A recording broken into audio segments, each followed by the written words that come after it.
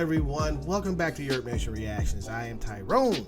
Today on the channel, we have a pitch meeting. And this pitch meeting is Stranger Things Season 4.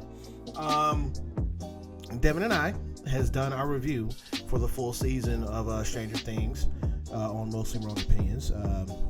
It'll be at the end of this video here. I'll put it in the card. But go ahead and subscribe to our channel. We have a lot of movies, man, that we come out and review, okay? And this is coming from people who love movies, who I went to school for film, and and he works for a very respectable entertainment company. So yeah, but you ain't gotta take our word for it. That's why it's called Mostly Wrong Opinions. So subscribe to that. So, but what I basically thought of Stranger Things 4, I felt like it took off like a rocket ship, okay, and I loved every single minute of it, but I kind of think they kind of dropped the ball with a lot of things within the last 2 episodes. Maybe Ryan will talk about it on here. I don't know. Who knows? Because he comes up with stuff like, I didn't catch that until I actually see it. So I actually see what he says, and I'm like, yeah, that did happen. Yeah, that is kind of wonky, isn't it? So let's get into it. Let's see.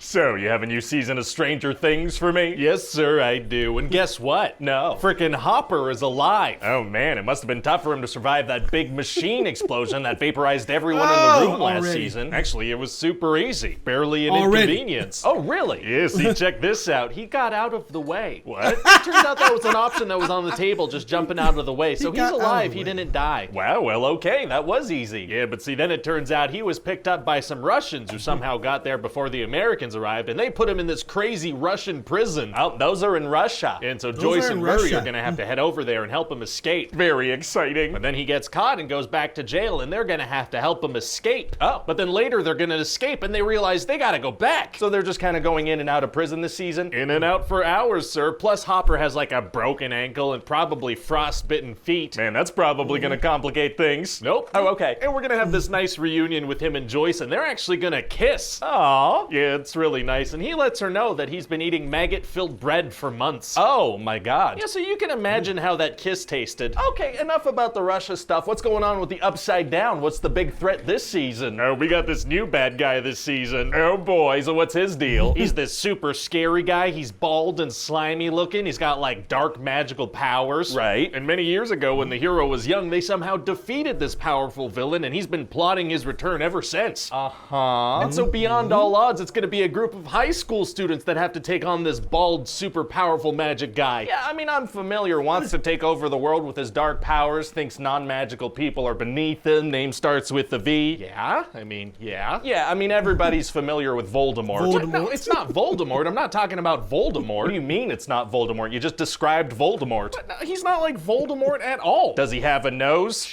So what's Voldemort up to? What does he want? He's not, okay, so Voldemort is terrorizing Hawkins, and he's doing this thing where he's snapping kids' legs and blowing their eyes up. Oh my god. Yeah, and this cool new character, Eddie's gonna get blamed for these murders, so the team's gonna try to help him not get killed by the townspeople. Very nice of them. And so Voldemort needs to open up these 4 gates from the Upside Down, and one of the people he's targeting is Max. Oh no. But right before he kills her, they figure out that if she's listening to her favorite song, he can't kill her, and also they find out the house that he's living in. How do they figure that out? Well, after he attacks Max, she's like doodling these little pieces of what she saw, and then Nancy assembles them all together and is like, whoa, this is a house. She was just doodling disconnected pieces of a house that then intricately assembled to form said house. That's what we're going with. Well, okay then, and what else is going on? Well, Jonathan has a new friend named Argyle, and what's he bringing to the table? A van and salt access. Oh, sick, and what's going on with 11? Well, she's been living in California with Will and Jonathan, and her powers are gone. Oh yeah, that's right. So she's gonna reluctantly work with Dr. Brenner to get her powers back and go save her friends. Didn't he die in the first season? Wasn't he killed by a Demogorgon? It sure seemed that way because of what happened, but no, he survived. How? By not explicitly dying on screen. Oh yeah, that does tend to be a great survival tactic. It does. So he's using this machine to bring 11 back into her forgotten memories of that whole experiment thing when she was a kiddo. Okay. So she's remembering all these conversations she had with this Henry guy that worked there. Conversations? Couldn't she not talk back then? then? Hey, shut up. And so eventually she accidentally sets this guy loose, not realizing that he was actually number 1 and he hates Dr. Brenner and he's evil. Yeah, so he goes nuts and kills all the other kids and injures Dr. Brenner. Why doesn't he kill Brenner too if he hates him so much? Unclear. But so then 11 goes super intense and sends him into the Upside Down where he turns into Vecna. Who? Voldemort. He's from Harry Potter. Right, and so eventually we're gonna get to the finale and all the good guys have to do this crazy stuff simultaneously to defeat the bad guy. What do they have to do? Well, a bunch of them head into the Upside Down. Oh, wow, wow, wow. Wow. And so Dustin and Eddie need to lure a bunch of these bat things away from the Voldemort house so Steve and Nancy and Robin could go kill him while they're using Max as bait. And how do they distract the bats? Oh, well, Eddie does this crazy Metallica performance on top of a trailer, and then when the bats come flying in, he has to rush down and get inside the trailer, and let me tell you, he cuts it pretty close. Why didn't he do that performance right in front of the door? Because being on the roof looks a lot cooler. That's a good point. And later, Eddie's gonna die. That makes sense. Oh, you're not surprised? I mean, he's a seemingly lovable character introduced in a new season of Stranger Things. That's pretty much a death sentence. That's a good point, but he does die like a hero by distracting some bats that didn't really need to be distracted anymore. Well, great. And meanwhile, in Voldemort's house, the other characters are gonna get choked out by some vines. Oh no. For 45 minutes. That's how did they not die? Unclear. And so then at the same time, 11 is using her powers to go inside Max's mind to try to defeat Voldemort. Oh, how does that go? Well, they show their hands to each other for quite some time. Amazing. And at a certain point, it seems like 11's gonna lose, but then Mike tells her that he loves her and she needs to fight, so that gives her an extra boost. She just spent the whole season trying to get her powers back so she could fight. Did she really need a reminder? I just needed something for Mike to do. Oh, okay, gotcha. And at the same time, in Russia, Hopper and Joyce and Murray realize they need to join the fight as well. What? How? Oh, well, they vaguely find out that the kids are fighting some kind of evil back home, so they're like, hey, there were some monsters at the prison, so maybe if we go fight them, that'll help in some way, because it's like a hive mind. Oh, a very big leap. A huge leap, sir, but not only does it turn out they're right, they do it at precisely the perfect moment. Wow, crazy how stuff like that works out sometimes, huh? I know, right? Especially when I've written it that way. Yeah. So they manage to defeat Voldemort, but then Max dies, which opens up this massive gate all around Hawkins. Oh no. But then 11 brings Max back from the dead, which is a thing she can do now. Oh, great. Yeah, and so then 2 days later, wait, 2 days? What happened? How'd they get out of the Upside Down? Don't worry about it. So they're back and the gates are closed and Max is in a coma and the gates reopen and we're done. Wait, what? We're done. Check back in like 3 years, please. Oh, okay. So what do you think? Well, it sounds like a great season. Hey, what do you think we should use for Max's favorite song? Well, I was thinking we bring Kate Bush back into the mainstream with that song Running Up That Hill. Oh. We're gonna give that old song a huge boost. Oh, bringing back the bush is tight. Don't phrase it like that. Sorry, yeah, no. But we totally will, though.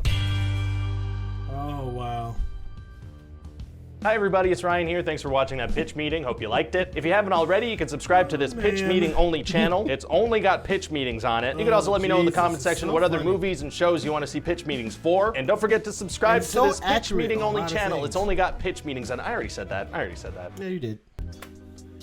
Oh man, that was perfect, man. That was perfect. It was pointing out just regular things that, you know, about the whole thing about Eddie. You know, I seen online that a lot of people was like, oh my god, Eddie, ugly face crying over this dude. And I'm like, yes, you know, what's his name? Joseph Quinn. Joseph Quinn is a really good actor, and you know, he's British, and you know, he does a very good job at dying on screen. And he does a very good job at being freaking cool, but it's like he was the one that you knew that was going to go. The fact that they didn't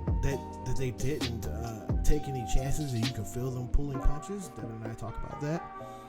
They're like, we're gonna do it, but no, we don't want to do that. So they're not taking any risk, and I'm not necessarily meaning taking risks in different, you know, shows, whatever it means that the show is going to be good or the episode is going to be good or anything like that. It's just, it lets me know that you're doing something to engage me, not doing something that I already know that's going to happen. I know these things are going to happen. These are beats that are repetitive from previous seasons or other things that I've seen. You know what I'm saying? So yeah, man, yeah, it's crazy. It's just like what I posted earlier. I posted that TMNT thing earlier, that You know, that's something different. I can tell that it's going to be something different. It's like no other story that I've seen on the screen, and I know they're going to take a risk. They killed the three main characters in that already, as you see in the short film. They killed Donatello, Ralph, and Raph, and Michelangelo, and Mikey. So it's something that's going to be good. I think it's going to happen. But Stranger Things, I don't think they have the balls to do so. All right? And if they do it in season 5, it's like, man, y'all waited too long to do something to engage me in that manner. But that's just my opinion, my mostly wrong opinion. You know, let me know what you thought about this in the comments down below. I really did like it. Ryan is always spot on, you know what I'm saying?